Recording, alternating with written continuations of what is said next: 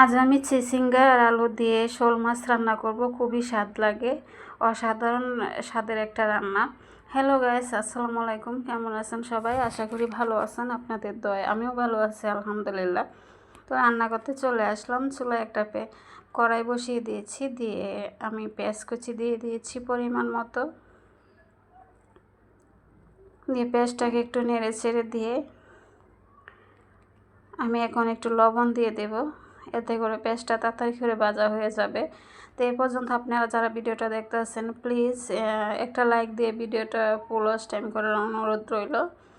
তো আমি পেঁয়াজটাকে ভেজে নিয়েছি, পেঁয়াজটা ভাজা হয়ে গেছে। এখন আমি দিয়ে দিয়েছি আদা বাটা, জিরা বাটা আর রসুন বাটা, দিয়ে কাঁচা গন্ধটা যাওয়া অবধি ভেজে নেব।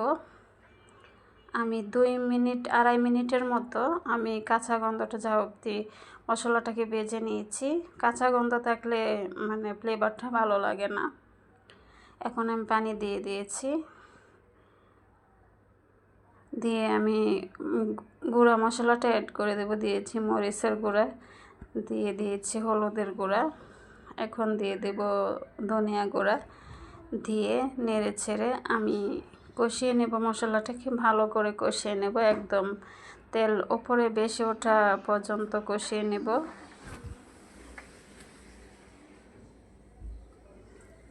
তো কষিয়ে নেওয়া হয়ে গেছে, দেখুন তেলটা উপরে বেশি উঠেছে। এখন আমি মাছটা দিয়ে দিয়েছি, শোল মাছটা দিয়ে আমি একটু নেড়ে ছেড়ে দিয়ে মশলার সাথে মিশিয়ে নেব। এখন আমি এখানে চিচিঙ্গাটা আমি ভাপ দিয়ে রেখেছিলাম, চিচিঙ্গা আর আলুটা আমি ভাপ দিয়ে সিদ্ধ করে রেখেছিলাম, ওই চিচিঙ্গা আর আলুটা দিয়ে দিয়েছি, আর 2টো টমেটো দিয়ে দিয়েছি এখানে কেটে। দিয়ে একসাথে আমি কষিয়ে নেব, মাছটা আর সবজিগুলো একসাথে কষিয়ে নেব।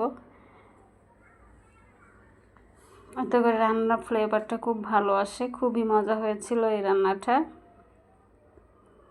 তো আমার রান্নাটা যদি আপনাদের ভালো লাগে তাহলে আমার চ্যানেলটা সাবস্ক্রাইব করে লাইক কমেন্ট করে আমার পাশে থাকবেন প্লিজ। আপনারা পাশে থাকলে তবে আমি এগিয়ে যেতে পারবো ইনশাল্লাহ।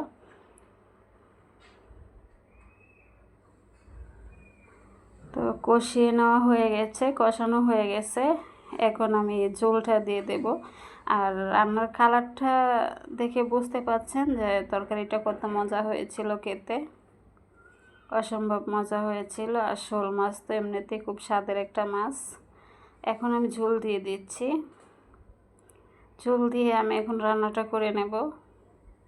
আর দেখুন কালারটা কত সুন্দর এসেছে, কালারটা দেখে বুঝতে পাচ্ছেন রান্নাটা কেমন হয়েছে। খুবই অসাধারণ একটা রান্না। এখন আমি ঢাকনা দিয়ে ঢেকে রান্নাটা করে নেব।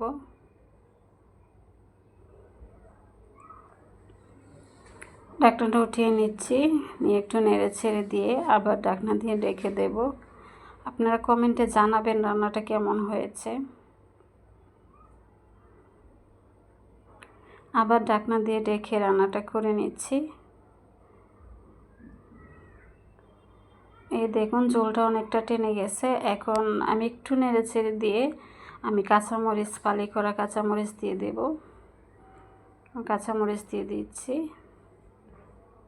দিয়ে একটু নেড়ে ছেড়ে দিয়ে আমি আবার ঢাকনা দিয়ে ঢেকে রান্নাটা করে নেব। তো আপনারা যারা আপনাদের মূল্যবান সময় দিয়ে আমার ভিডিওটা দেখছেন, আপনাদেরকে অসংখ্য অসংখ্য ধন্যবাদ। যারা সাবস্ক্রাইব করে দিয়েছেন আপনাদেরকে অসংখ্য অসংখ্য ধন্যবাদ। আর আপনারা যারা সাবস্ক্রাইব করেননি প্লিজ আমার চ্যানেলটাকে সাবস্ক্রাইব করে আমার পাশে থাকার অনুরোধ রইল।